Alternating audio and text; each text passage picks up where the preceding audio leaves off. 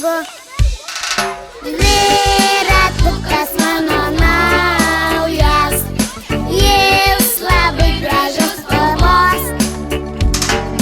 Pasiimsiu mašinėlę, dar nereikia dienos.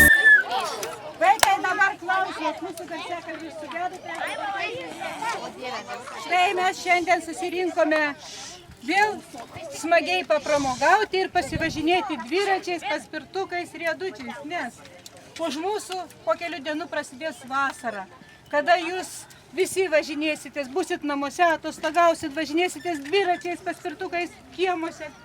Prisiminkim, kad svarbiausia, kaip mes važinėjomės, turime mokėti važiuoti saugiai, ne greitai, bet saugiai, kad mums neatsitiktų jokia nelaimė. Kadangi mes visi taip smagiai nusiteikę, tai šiandien mes vėl apvažiuosime pirmiausia draugystės ratą.